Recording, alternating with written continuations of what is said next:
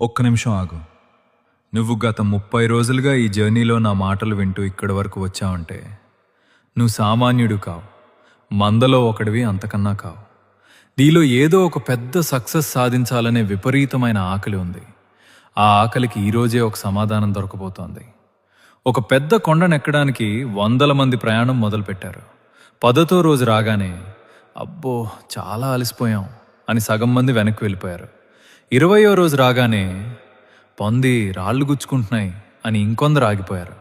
29వ రోజు నాటికి కేవలం ఒక్కడు మాత్రమే మిగిలాడు. అతడి కాళ్ళు రక్తసిక్తమయ్యాయి, ఒళ్లంతా గాయాలయ్యాయి, చలికి శరీరం గడ్డకట్టిపోతోంది. సరిగ్గా చివరి మెట్టు దగ్గర అతనికి విపరీతమైన భయం వేసింది. ఇంకొక అడుగు వేస్తే పడిపోతానేమో, నాతో వచ్చిన వాళ్ళంతా వెనక్కి వెళ్ళిపోయారు, నేను కూడా ఆగిపోతే ఏమవుతుంది అని ఆలోచించాడు. సరిగ్గా అదే సమయంలో కొండపై నుంచి సూర్యోదయపు తొలి వెలుగులు అతని ముఖంపై పడ్డాయి. అతడు వెనక్కి తిరిగి చూశాడు. తను దాటి వచ్చిన లోయలు, భరించిన గాయాలు, తట్టుకున్న రాళ్ల దెబ్బలు కనిపిస్తాయి. అప్పుడు అతడి మనసు లోపల ఒకే ఒక్క గంభీరమైన శబ్దం వినబడింది. నువ్వు పడిన కష్టం ముందర ఈ ఒక్క మెట్టెంతరా బచ్చా. అంతే. అతడు తనలోని సర్వశక్తులు ఒడ్డి ఆ చివరి అడుగు ముందుకు వేశాడు.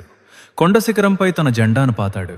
ఆ క్షణంలో కింద ఉన్న ప్రపంచమంతా అతని కాళ్ల కింద చిన్నదిగా కనిపించింది. తను పడ్డ ప్రతి గాయం ఆ రోజు ఒక విజయాభూషణంగా మారిపోయింది. మిత్రమా, ఈరోజు 30వ రోజు. నువ్వు కూడా ఈ ప్రయాణంలో ఎన్నో రోజులు నిరాశపడ్డావు, బద్దకించావు, అవమానాలు అనుభవించావు. కానీ వదల్లేదే, నిలబడ్డావు. గుర్తుపెట్టుకో, సమాజం నిన్ను ఓడించాలని చూస్తుంది, బద్ధకం నిన్ను వెనక్కి లాగుతుంది, ఫ్రెండ్స్ నిన్ను చూసి నవ్వుతారు. కానీ నువ్వు ఆ కొండ శిఖరాన్ని చేరుకునే వరకు ఆగకూడదు. ఈ 30 రోజులకు ముగింపు కాదు, నీ అసలైన గెలుపుకి ఇది కేవలం ఆరంభం మాత్రమే.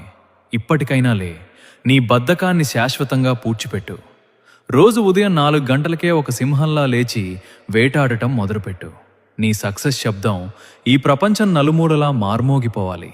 తగ్గేదే లేదు. పోరాడు, గెలుచుకో. ఈ 30 రోజుల మైండ్ సెట్ ఛాలెంజ్ను పూర్తి చేసి తమ జీవితంలో విజేతగా నిలబడటానికి సిద్ధంగా ఉన్న రియల్ ఛాంపియన్స్ కామెంట్లో ఐఎమ్ అ విన్నర్ అని గర్వంగా టైప్ చేయండి. చూద్దాం మన కమ్యూనిటీలో ఎంతమంది గెలిచారో.